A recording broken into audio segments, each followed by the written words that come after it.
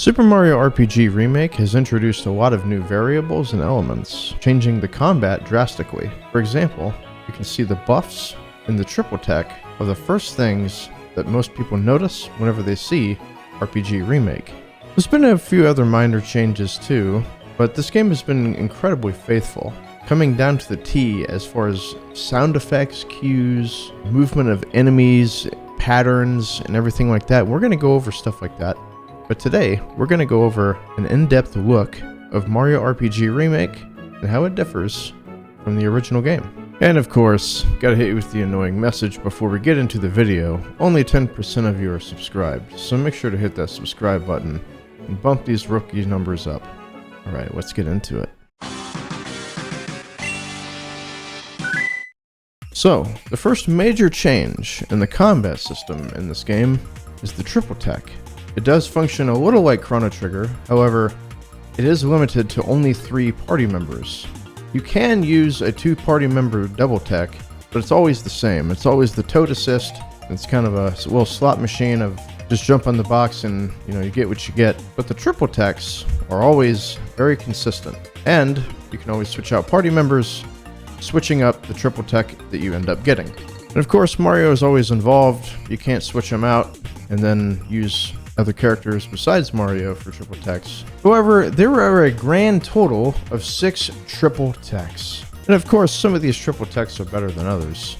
I'm going to tell you why. The first one is Sparasol, and that is a Mario Peach Geno triple tech. What it does is just provides a shield for the party, and it allows them to withstand any hit, not requiring you to guard. And as long as you just get hit with any character, they can just tank it no matter what it is.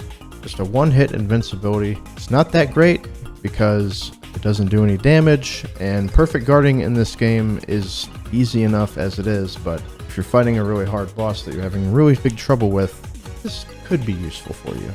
Next one is Healing Rainbow, and that is with Mario Peach Mallow. And what that does is it heals your entire party to full, and then it also ups KO'd members. Also something I'm not a massive fan of, because Peach already has Group Hug, which can heal the party to full anyway and get rid of status, so I would not put this high up on the tier list as it's kind of redundant as to one of Peach's abilities. And there's so much better use for triple tech. Next we have Starry Shell Spike. It is Mario, Peach, and Bowser, and it's kind of like a sphere shot from FF10, where Mario just goes up in the air and kicks Koopa at the enemy, which does a massive amount of damage to all targets on the screen, and also provides Bowser with an invincible starry show. It also looks really cool. Next we have Star Riders with Mario, Mallow, Geno. This is very quick, single target damage. It's very high too. It's also the very first one that you were introduced with on the Bowyer fight. This does quick single target damage, no side effects, it's just fast, and is honestly very good for the speedrun because of its ability to just do very quick DPS. Next we have Shooting Star Shot, and that is with Mario, Bowser, Geno.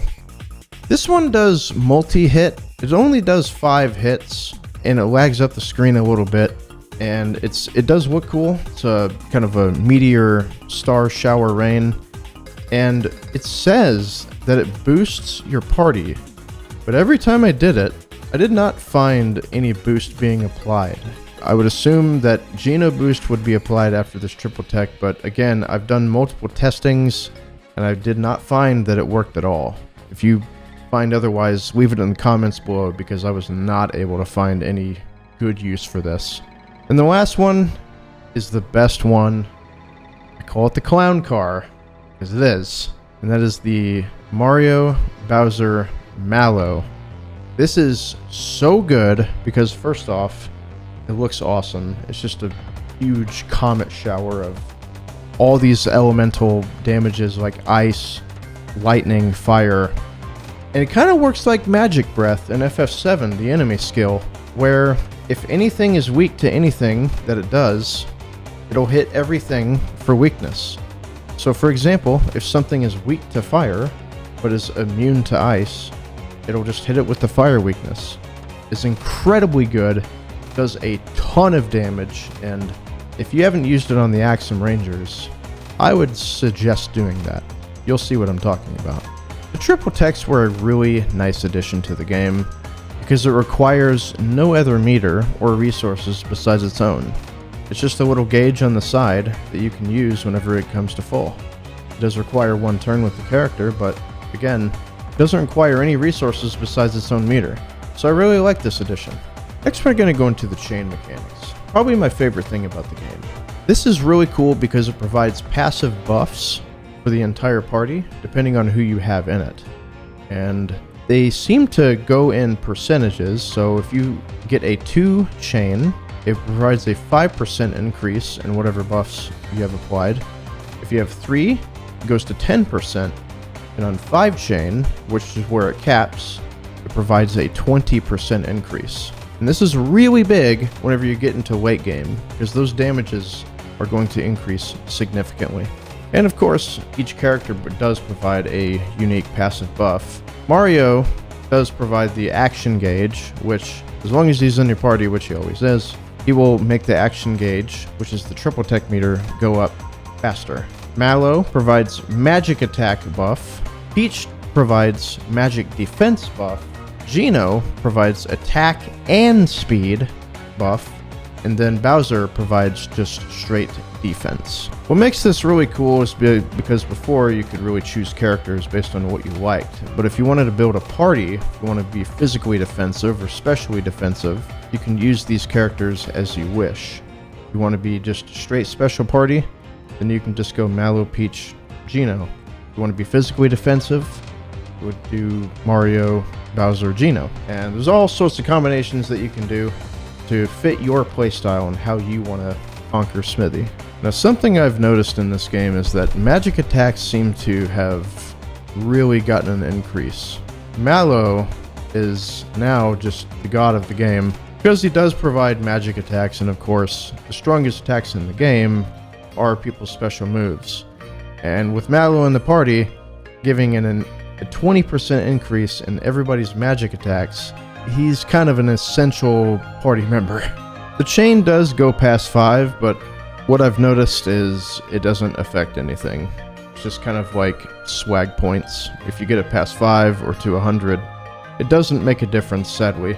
But if it did, this game would be way harder, because keeping the chain is very difficult, as some of the attacks are very difficult to block. Let's talk about timed defenses. There are several attacks in the original game that you couldn't block, mainly the magic attacks. But now in this game, I'd say you can block about 90 to 95% of them. There are still attacks that you can't block, that just mainly do the AoE damage, but the single target magic attacks, you can block those now. For instance, crystal, flame attacks, anything that is a single target magic attack, you can block now. Which is really cool because that increases the skill ceiling for the game, in my opinion, and makes it a lot more consistent. Like I said before, this game is very faithful.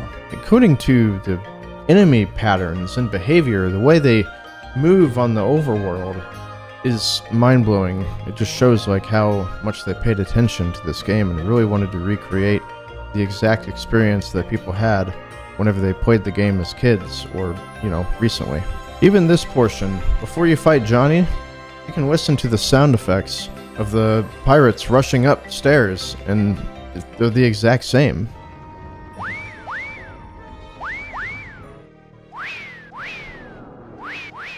That just shows you they paid attention to every little detail in this game to recreate the best experience possible.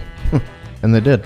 Witches that we knew of in the original game are no longer present in the remake, as far as we know. For instance, Max Skip, a glitch that you could do to skip a boss fight, the very first one.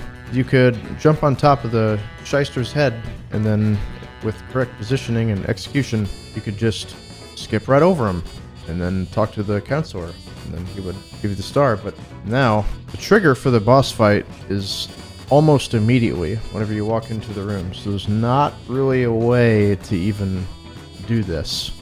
As far as we know, of course. This wasn't a major glitch. It only saved about a minute and a half, but it was really famous for some reason. Another glitch was called Move Swap Glitch. If you hit jump and then pause before you hit a star box, you could swap party members around and they could learn each other's moves. For example, Peach would learn Shocker from Mallow, and then later during the run, you would learn Geno Blast from Geno.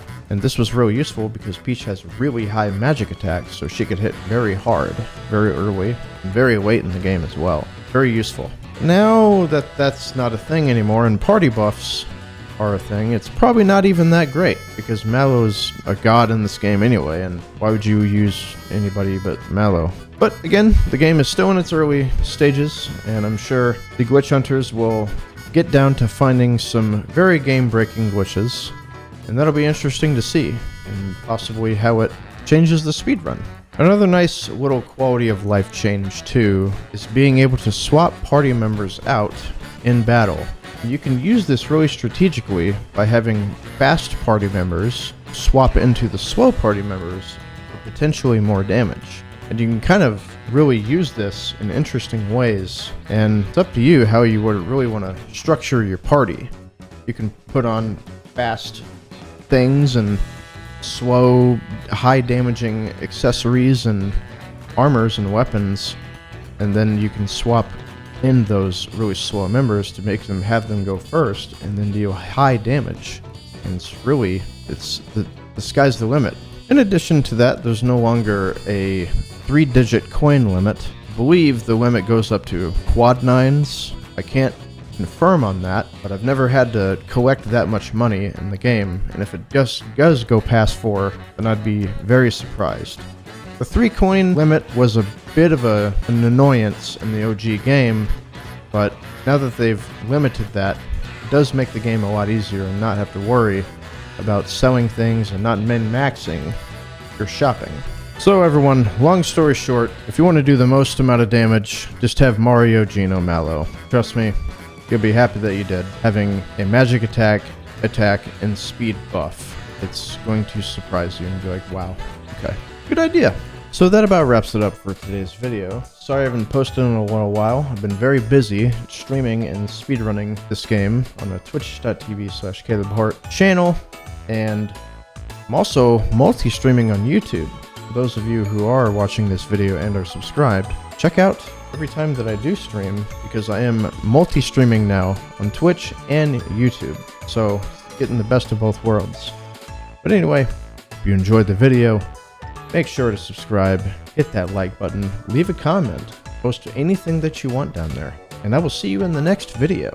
Thank you for watching, and have a good day.